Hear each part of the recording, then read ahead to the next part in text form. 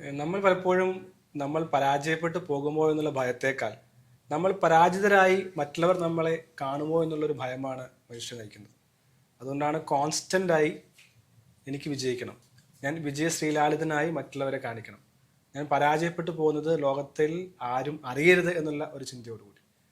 പലപ്പോഴും യഥാർത്ഥ സ്വാതന്ത്ര്യം മനുഷ്യൻ അനുഭവിക്കുന്നുണ്ടോ എന്നുള്ളത് തന്നെ ഒരു ചോദ്യമാണ്. സ്വാതന്ത്ര്യം എന്ന് പറഞ്ഞാൽ നമ്മുടെ ഇഷ്ടത്തിനനുസരിച്ച് ജീവിക്കുക, ചിന്തിക്കുക, പ്രവർത്തിക്കുക എന്നുള്ളതാണ്. എന്നാൽ വസ്ത്രധാരണം പോലും നാം മറ്റുള്ളവരെ സംതൃപ്തിപ്പെടുത്താനല്ലേ പലപ്പോഴും ചെയ്യാറ്. അപ്പോൾ ഈ സ്വാതന്ത്ര്യം എന്ന് പറയുന്ന ഒരു വിധത്തിൽ ഒരു അടിമത്തം പോലെയാണ്. പലപ്പോഴും ലോകം തരുന്നൊരു റോളാണ് മനുഷ്യന് വഹിക്കുന്നത്. ലോകം ഒരു വ്യക്തിയെ ഒരു പ്രൊഫഷണലായോ, ഒരു അച്ഛനായോ, ഒരു അമ്മയായോ, അല്ലെങ്കിൽ ഒരു ഒരു ഗൗരവമുള്ള ആളായോ, പക്വതയുള്ള ആളായോ എല്ലാം കാണാൻ ആഗ്രഹിക്കും. അങ്ങനെ ലോകം എന്താണോ കാണാൻ ആഗ്രഹിക്കുന്നത് അത് നമ്മുടെ സ്വാതന്ത്ര്യത്തെ കെട്ടി ഇട്ടിരിക്കുന്ന ഒരു അവസ്ഥയിലേക്ക് മനുഷ്യൻ പോകാനുണ്ട്. ഇത്ര യാഥാർത്ഥ്യങ്ങൾ തിരിച്ചറിഞ്ഞുള്ള ഒരു ജീവിത യാത്രയാണ് കുറച്ചുകൂടി നമ്മൾ ആദ്യം പറഞ്ഞ മരിക്കുമ്പോൾ നാം ഓർക്കുന്ന ആ ദുഃഖങ്ങൾ ഒഴിവാക്കാനായിട്ട് സാധിക്കുന്നത്. ഞാൻ എനിക്ക് വേണ്ടി ജീവിച്ചു, എൻ്റെ സ്വാതന്ത്ര്യത്തിന് വേണ്ടി ജീവിച്ചു, ഞാൻ ആഗ്രഹിച്ചൊരു വസ്ത്രം ധരിച്ചു, അല്ലേ? തീർച്ചയായിട്ടും ലോകം കാണാൻ ആഗ്രഹിക്കുന്നത് അനുസരിച്ച്, ലോകം കാണാൻ ആഗ്രഹിക്കുന്നതിനനുസരിച്ചാണല്ലോ മനുഷ്യൻ ഇന്ന് ജീവിക്കുന്നത്. അത് ഇന്നെന്നല്ല, കാലങ്ങളായിട്ട് മനുഷ്യൻ അങ്ങനെ തന്നെയാണ് ജീവിച്ചുകൊണ്ടിരിക്കുന്നത്. ആരുടെയോ പ്രതീക്ഷകൾക്കൊത്ത്, ആരുടെയോ ആഗ്രഹങ്ങൾക്കൊത്ത്, അതല്ലെങ്കിൽ ആരോടോ പ്രതികാരം ചെയ്യുന്നതിന്, അതല്ലെങ്കിൽ ആരുടെയോ മുന്നിൽ വിജയിക്കാൻ വേണ്ടിയിട്ട്, വിജയിച്ച് കാണിച്ചു കൊടുക്കാൻ വേണ്ടിയിട്ട് ഒക്കെ, എക്സ്റ്റേണൽ വാലിഡേഷനായിട്ട്, അഡ്മയർ ചെയ്യപ്പെടാൻ വേണ്ടിയിട്ട് ഒക്കെയാണ് നമ്മൾ പലപ്പോഴും ജീവിതത്തിൽ എന്തോ ആയിത്തീരാൻ ആഗ്രഹിക്കുന്നത്. പക്ഷെ അതേസമയം തന്നെ നമ്മൾ നിലവിലായിരിക്കുന്ന ഒരവസ്ഥയുണ്ട്. ഈ ആയിരിക്കുന്ന അവസ്ഥയെ മനസ്സിലാക്കാതെ, അതിനെ ഫേസ് ചെയ്യാതെ, അതിനെ നേരിടാൻ ധൈര്യമില്ലാതെ ആണ് പലപ്പോഴും ഇതൊരു എസ്കേപ്പിസം പോലെ, അതിനെ നേരിടാനുള്ള ധൈര്യമില്ലാതെ നമ്മൾ മറ്റെന്തോ ആയിത്തീരാനായിട്ടാണ് മുന്നോട്ട് യാത്ര ചെയ്യുന്നത്. അവിടെയാണ് യഥാർത്ഥത്തിൽ എവിടെ നിന്നാണോ തുടങ്ങുന്നത്, എന്തായിരുന്നു അതിൻ്റെ ഡ്രൈവിംഗ് ഫോഴ്സ്, അല്ലെങ്കിൽ എന്തായിരുന്നു അതിൻ്റെ ഫ്യുവൽ, അല്ലെങ്കിൽ എന്തായിരുന്നു അതിൻ്റെ ഊർജം, ശക്തി, പ്രേരണ, ആ പ്രേരണയിൽ ആണ് യഥാർത്ഥ പ്രതിസന്ധി കിടക്കുന്നത്. എന്തിൽ നിന്നാണോ, എന്തിനെ പ്രേരിതമായിട്ടാണോ നമ്മൾ മുന്നോട്ട് യാത്ര ചെയ്യാൻ ഒരുപ്പെടുന്നത്, ആ പ്രേരണ തന്നെയാണ് പ്രശ്നമാകുന്നത്. അതൊരു പക്ഷേ ആരുടെയെങ്കിലും വാക്കുകൾ കൊണ്ട് നമ്മളെ വേദനിപ്പിച്ച വളരെ ഹേർട്ട്ഫുള്ളായിട്ടുള്ളൊരു ഓർമ്മയാകാം, അല്ലെങ്കിൽ ഒരു ട്രോമയാകാം, വളരെയധികം നമ്മളെ ഹ്യൂമിലിയേറ്റ് ചെയ്ത, ഇൻസൾട്ട് ചെയ്ത ഏതോ ഇൻസിഡൻസോ ഏതോ ഇവൻറ്റുകളോ ഒക്കെ ചേർന്ന് അവരോടൊക്കെ ഉള്ള ഒരു, അവരുടെയൊക്കെ മുന്നിൽ വിജയിച്ച് കാണിക്കാൻ വേണ്ടിയിട്ടുള്ള യാത്ര. അങ്ങനെ വരുമ്പോഴാണ് ആ പ്രേരണ തന്നെ പ്രശ്നമായി, ആ പ്രേരണ തന്നെ ശൂന്യതയായി പിന്നീട് ജീവിതത്തിലുടനീളം നമ്മൾ ബാധിക്കുന്നത്. പിന്നീട് ഓരോ വിജയങ്ങൾക്ക് ശേഷവും ആ പ്രേരണ എന്ന ശൂന്യത, അല്ലെങ്കിൽ ആ വേദന എന്ന ശൂന്യത, ആ എംപ്റ്റിനെസ് എന്ന അവസ്ഥ നമ്മളെ പിന്നെയും പിന്തുടരുവാണ്. നമ്മൾ എന്തിനാണ് ഇതെല്ലാം ചെയ്യുന്നത് എന്നുള്ളൊരു തിരിച്ചറിവോട് ജീവിച്ചാൽ മാത്രമേ നമുക്ക് ആ സ്വാതന്ത്ര്യം അനുവദിക്കാൻ അല്ലെങ്കിൽ ആസ്വദിക്കാൻ സാധിക്കുള്ളൂ. അതെ, അതെങ്ങനെ നേരിടാൻ പറ്റും എന്നുള്ളതാണ് ചിന്തിക്കാൻ പറ്റുക. നമുക്ക് എങ്ങനെയാണ് ആ അവസ്ഥയെ നമുക്ക് നേരിടാൻ കഴിയുക? മനസ്സിലായ?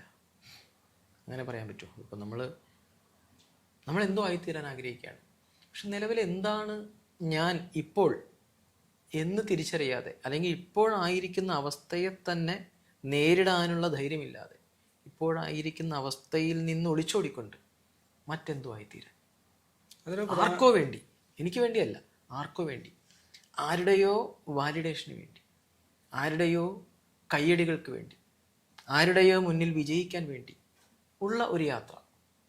അപ്പോൾ അവിടെ ആ സമയത്ത് ഞാൻ ആയിത്തീരാൻ ആഗ്രഹിക്കുന്നത് എനിക്ക് വേണ്ടിയിട്ടാണോ, മറ്റുള്ളവരുടെ കയ്യടികൾക്ക് വേണ്ടിയിട്ടാണോ? ഞാൻ എനിക്ക് വേണ്ടിയിട്ടാണെങ്കിൽ ഞാൻ ഇപ്പോൾ എന്താണോ ആയിരിക്കുന്നത്, യഥാർത്ഥത്തിൽ എൻ്റെ ഇപ്പോഴായിരിക്കുന്ന അവസ്ഥയ്ക്ക് എന്താണോ വേണ്ടത് എന്ന തിരിച്ചറിവാണ് അവിടെ ഉണ്ടാകേണ്ടത്.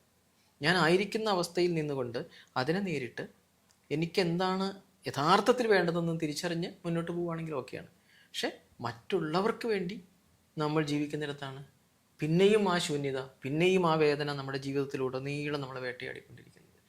എത്ര വിജയിച്ചാലും, എത്ര പണമുണ്ടാക്കിയാലും, ലോകത്ത് എത്രയോ നമ്മൾ പേരെടുത്താലും ഒക്കെ ആ ശൂന്യതയിൽ പിന്നെയും നമ്മൾ മുന്നോട്ട് പോയിക്കൊണ്ടിരിക്കും.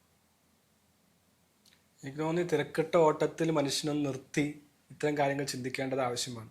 എന്തിന് ഞാൻ ഇങ്ങനെ വിജയത്തിന് വേണ്ടി വിരളി കൂട്ടുന്നു അല്ലേ? ചിലപ്പോൾ ആദ്യം പറഞ്ഞതുപോലെ ചെറുപ്പത്തിൽ ഉണ്ടായിട്ടുള്ള ഏതെങ്കിലും വേദനയുടെ ഒരു വൈരാഗ്യമായോ പ്രതികാരമായോ ചെയ്യുന്ന ധാരാളം ആളുകളുണ്ട്. പക്ഷെ അത് ആ മുറിവുകളെ ഉണക്കുകയല്ല, പറിച്ച് ആ മുറിവുകളുടെ മുകളിൽ പരട്ടുന്ന ഒരു ഡെക്കറേഷൻ പോലെ മാത്രമാണ്.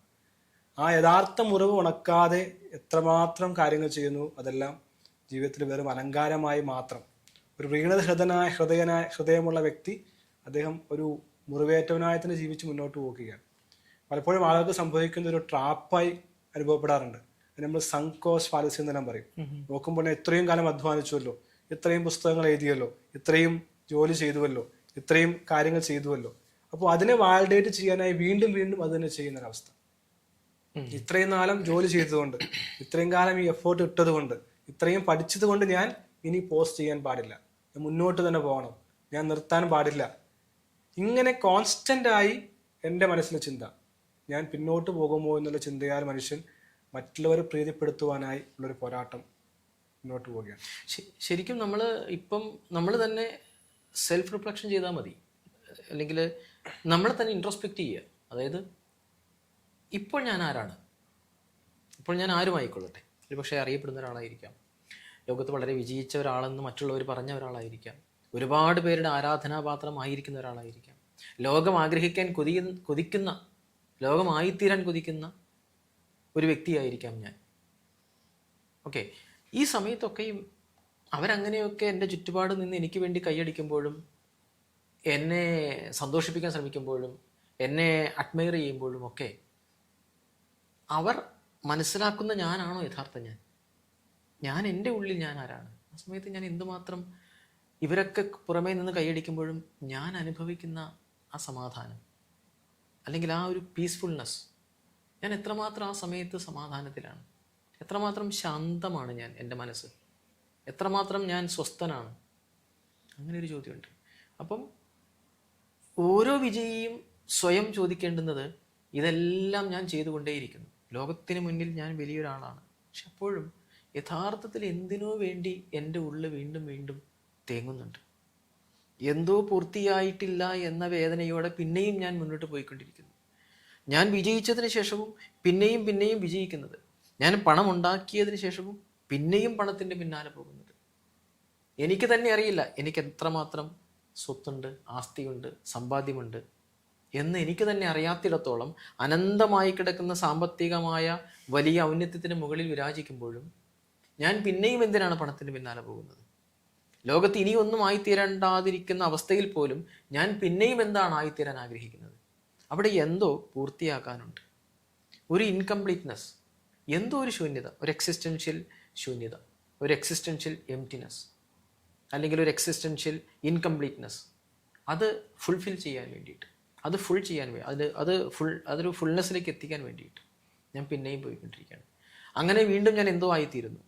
എൻ്റെ വിജയങ്ങൾ പിന്നെയും പിന്നെയും ഞാൻ താണ്ടിക്കൊണ്ടിരിക്കുന്നു. ഓരോ വിജയങ്ങൾക്ക് ശേഷവും പിന്നെയും വിജയിക്കാൻ ആഗ്രഹിക്കുന്നു. അതെന്തിനു വേണ്ടിയിട്ടാണ്? എന്താണ് എന്നെ വീണ്ടും വീണ്ടും വിജയിക്കാൻ പ്രേരിപ്പിക്കുന്നത്?